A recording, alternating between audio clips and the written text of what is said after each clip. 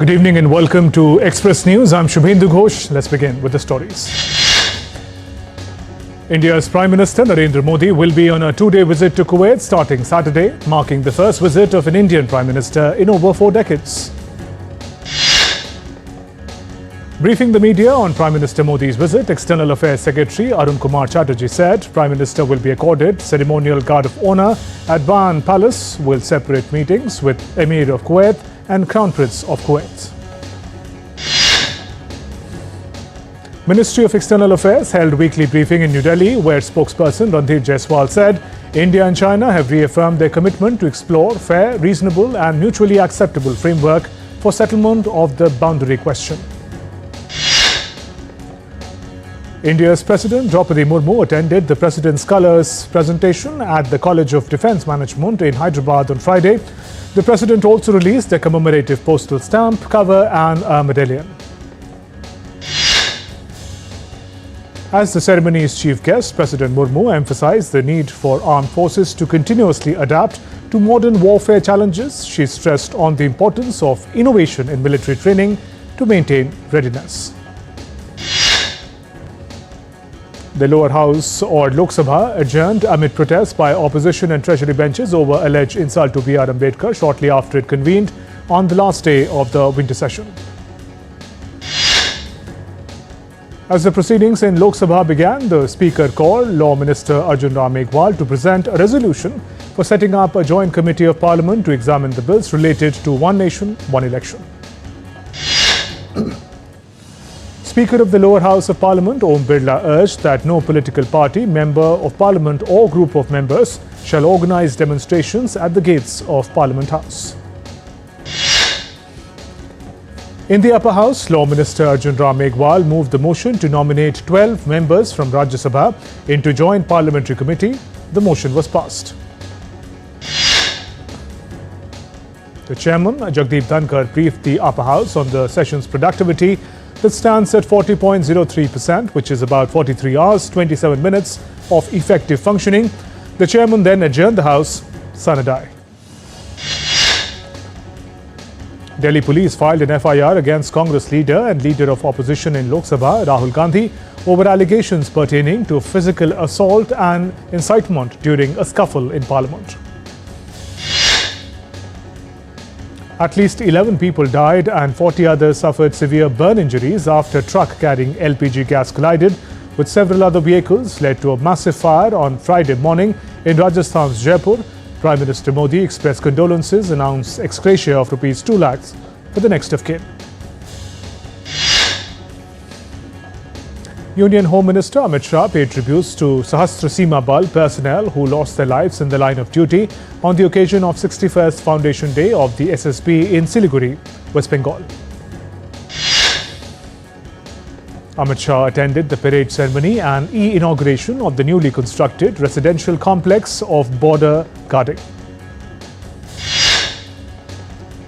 Shah chaired a high-level security review meeting in Jammu and Kashmir on New Delhi on Thursday. Addressing the meeting, Home Minister said that in line with Prime Minister Modi's zero-tolerance policy against terrorism, we will achieve the goal of terror-free Jammu and Kashmir at the earliest. India sent humanitarian assistance to Lesotho. Consignment of 1,000 metric tons of rice departed on Friday to help in addressing food security and nutritional requirement of the people of Lesotho. Several schools in Indian capital Delhi received bomb threats on Friday, marking the 6th such incident under 2 weeks. Authorities conducted extensive search operations, but no suspicious items were discovered. Free medical camp was organized in Rajouri district of Jammu and Kashmir, aiming to provide quality healthcare services to the local community. The camp features specialists from various medical fields offering free consultations, diagnostic services and treatment to the residents. A joint mock drill was conducted in Odisha's Puri, focused on enhancing preparedness and coordination for disaster management scenarios, particularly in cyclone-prone areas. India's premier military research and development agency, DRDO, and the top university, Indian Institute of Technology, Delhi, have transferred their designed and developed prototypes and technologies to private and public sector industries on Friday. In the world of business, Indian equity indices ended on a weak note on Friday with Nifty below 23,600 points. Sensex was down 1,176 points. Gold futures maturing on 5th February 2025 were priced at 75,820 rupees per 10 grams on the multi-commodity exchange. Silver futures maturing on 5th March 2025 stood at 86,851 rupees per kg on the MCX. Indian rupee ended higher at 85.02 per dollar on Friday. Global crude oil prices fell on Friday on worries about demand growth in 2025, especially in top crude importer China, putting global oil benchmarks on track to end the week down nearly 3%. US stock index futures dropped on Friday as investors grappled with the possibility of government shutdown and a higher interest rate path ahead of key inflation report. Germany's federal and state government's tax revenue rose 9% in November, reaching a total of $63.43 billion compared with the same month last year, the finance ministry said in its monthly report on Friday. The Russian central bank kept its key interest rate on hold at 21% on Friday, surprising the market, which had expected a 2 percentage point increase. Thousands of Amazon workers on Thursday launched what they call largest strike against Amazon in the US history, seeking to maximize pressure on the retail behemoth at the height of the holiday shopping season. Warehouse workers in cities including New York, Atlanta, and San Francisco are taking part in the largest strike against Amazon. The company, however, said it does not expect any effect on its operations during one of the busiest times of the year. India's Foreign Secretary Vikram Misri is on a 3-day visit to Mauritius. Beginning Friday, on day 1 of his visit, Misri met with Mauritius President Dharam Gokul. Both leaders discussed bilateral cooperation in different areas. Government shutdown looms large in the US after House of Representatives failed to pass a revised short-term spending bill endorsed by President-elect Donald Trump. Speaker of the House of Representatives Mike Johnson expressed hope the bill will be passed on Friday night so that it can be sent to the Senate.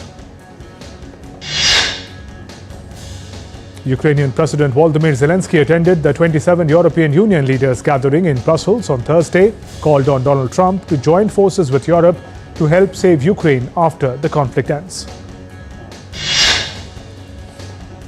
The EU announced additional €30 billion of financial support to Ukraine in 2025 after meeting with EU leaders in Brussels. At his annual press conference in Moscow, Russian President Vladimir Putin emphasized that Russia needs long-term peace and not a ceasefire in Ukraine on Thursday. At least one person was killed, 7 others injured in a Russian strike on Kiev on Friday. Russian forces used 8 missiles, including hypersonic missiles and Iskander ballistic missiles in the strike. US top officials held a meeting with new Syrian authorities led by Hayat Tahrir al-Sham HTS in Damascus on Friday. The meeting between Washington and Syria's de facto new rulers come as Western governments are gradually opening channels to HTS and its leader. Syria's de facto leader, Ahmad al-Shara, has offered a conciliatory tone, saying Western countries needed to lift sanctions as Syria prepares for a transitional period. Pentagon spokesperson Major General Pat Ryder announced the US currently has approximately 2,000 troops in Syria, more than double the previously disclosed number of 900. The troops have been sent to support the counter-Islamic State militants' mission. Speaking at a press encounter at UN headquarters in New York, Secretary General Antonio Guterres on Thursday called on the international community to support Syria in achieving long-sought peace and stability. The International Monetary Fund Director of Communications, Julie Kozak, said the fund is monitoring the situation in Syria closely, expressed readiness to help Syria meet its financial needs in these moments of transition. German ambassador to Egypt, Jürgen Schulz, accompanied by a German delegation, traveled to Arish on Thursday to oversee the arrival of 63 tons of humanitarian aid destined for Gaza, delivered by German Red Cross. US Deputy National Security Advisor John Feiner has raised alarms over Pakistan's long-range ballistic missile capabilities. Feiner said nuclear-armed ballistic missile capabilities eventually could allow it to strike targets well beyond South Asia, making it a threat to the US. In response, Pakistan has denounced US sanctions on its ballistic missile program as biased and putting regional peace at risk. New French Prime Minister Prasar Bharati on Thursday said he hoped to name a government to lead the country out of its political quagmire at the weekend or by Christmas at the latest. Turkish President Tayyip Erdogan met with Iranian President Masoud Peshkian, Egyptian President Abdel Fattah al-Sisi and Pakistani Prime Minister Shehbaz Sharif on the sidelines of D8 summit on Thursday. Erdogan discussed developments in Syria as well as bilateral relations with the country's leaders. A stampede at an Islamic high school funfair in southwestern Nigerian city of Ibadan killed 35 children, seriously injured 6 others. A large crowd had gathered for a family event. Security forces along with emergency services, including medical personnel and ambulances, were immediately dispatched to the scene. Nigerian president on Thursday expressed profound sadness and offered condolences to the grieving families of the tragic incident. The Australian government has struck a new security agreement with Solomon Islands to bolster the size of the Pacific Island nation's police force, committing $190 million to grow the Royal Solomon Islands Police Force and establish a new police training centre in Honiara. And we're heading for a short break. There's more coming up.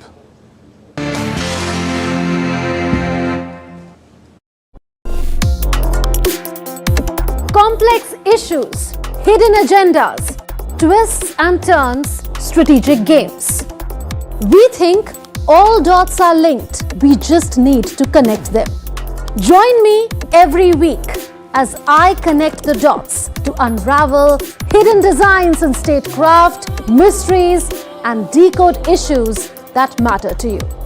Watch Connecting the Dots with me at these times on DD India.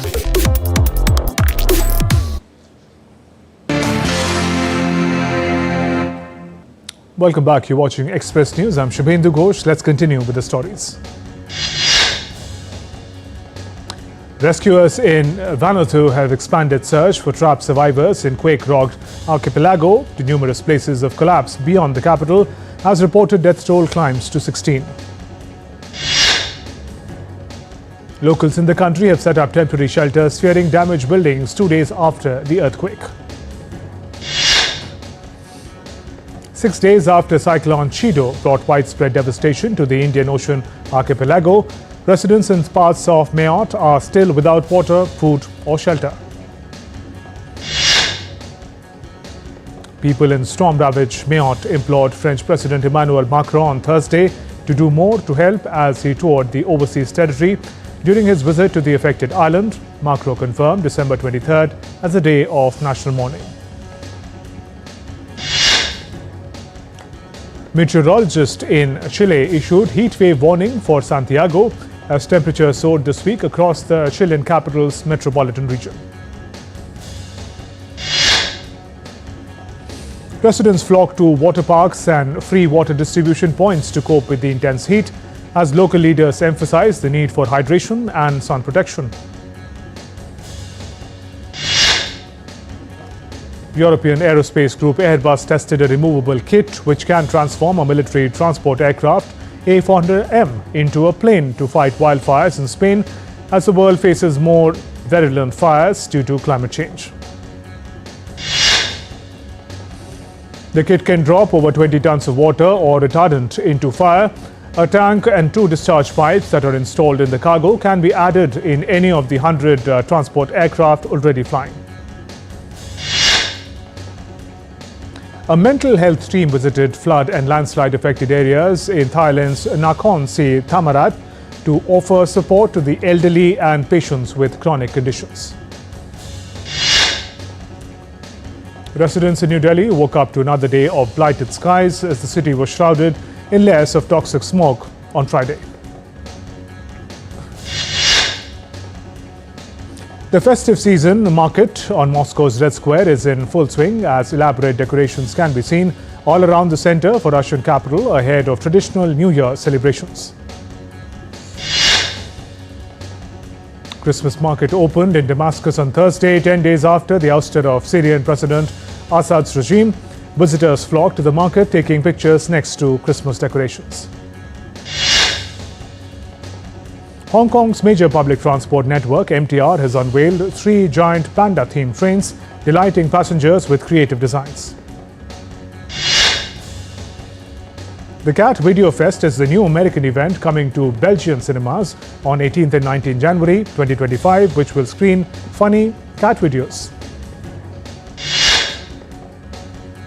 Animals were provided with wrapped presents and festive decorations in Europe's biggest animal park, Belgium's Pays d'Azur, ahead of Christmas. Llamas and giraffes at London Zoo on Thursday got an early festive dinner of edible Christmas wreaths and hanging decorations. Australia's Ballarat Wildlife Park has shared footage of animals enjoying an early delivery from Santa this year, including koalas chewing down on eucalyptus leaves. Abidjan, the economic capital, takes on the colours of graffiti as the first ever Ivory Craft Graffiti Festival saw 40 global artists transforming Abidjan's blank spaces into expansive 300-meter artworks. Meet retired Italian aviation technician Guido Pacelli, who with his craftsmanship has been repairing thousands of toys to bring joy to children who cannot afford expensive gifts. An AI-operated robot named Capture has taken over a German classroom with Storm as it engages in smart Q&A sessions with students in real time.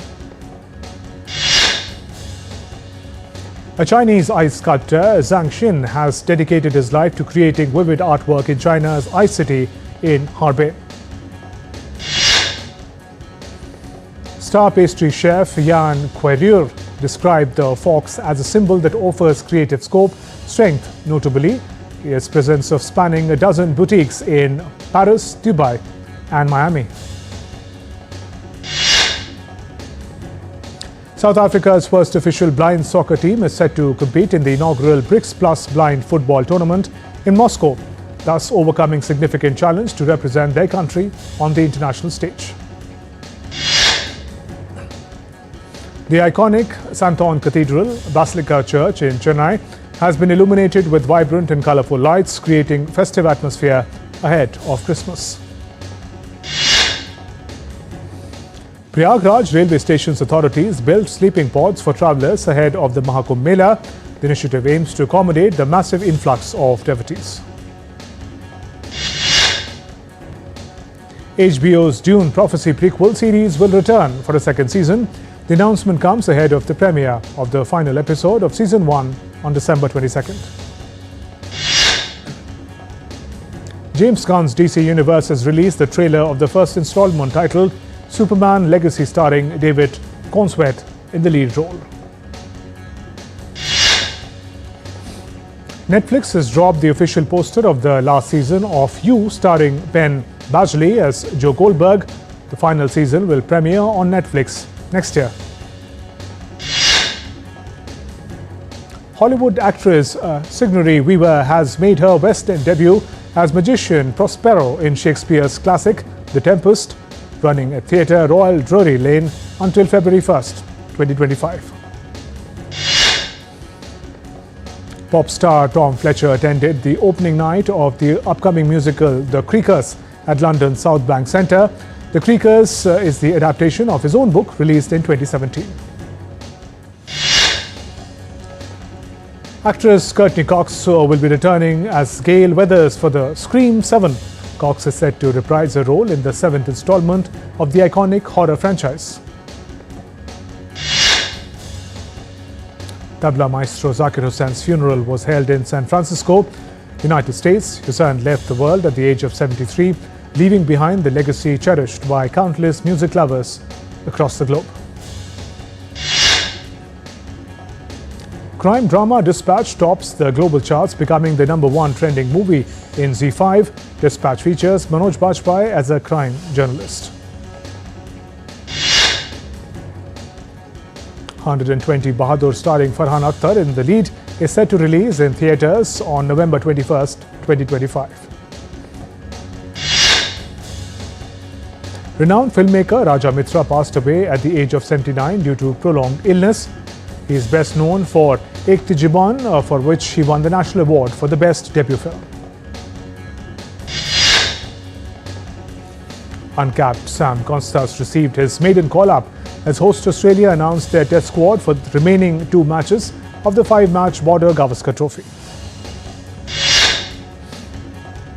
All-rounder Bo Webster and pace duo Sean Abbott and Joy Richardson are also included in the 15-player group for the remaining 2 matches. Meanwhile, in women's cricket, India defeated West Indies in their 3rd T20 on Thursday to clinch the series 2-1. Smriti Mandhana and Richa Ghosh's 50s along with Radha Yadav's 4-wicket haul propelled India to the victory. The Mumbai Cricket Association is set to host grand celebration as the iconic Wankhede Stadium commemorates 50th anniversary next month.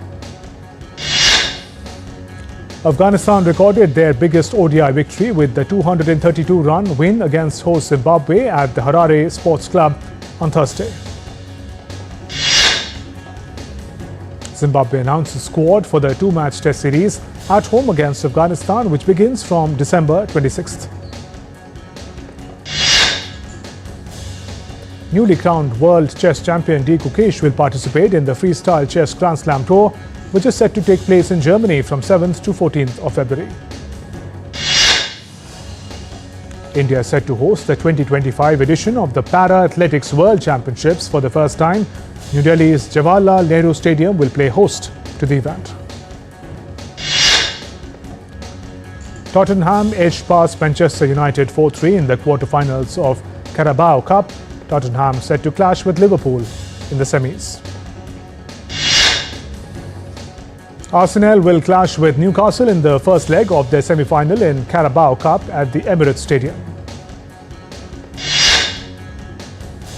Inter Milan progressed to the quarter-finals of the Coppa Italia after claiming a 2-0 victory over Udinese at the rainy San Siro on Thursday. The Fredkin Group has completed the takeover of Everton, the Farhad Moshiri's Blue Heaven holding, selling its majority stake to the Dan Fredkin-led group on Thursday. 6 men, including brother of France international Paul Pogba, were sentenced to prison on Thursday after being convicted for extortion. And Jack Draper confirmed on Thursday that he has withdrawn from both the United Cup and Great Britain's Davis Cup clash with Japan because of a hip injury. With that, we conclude this edition of Express News. Namaskar.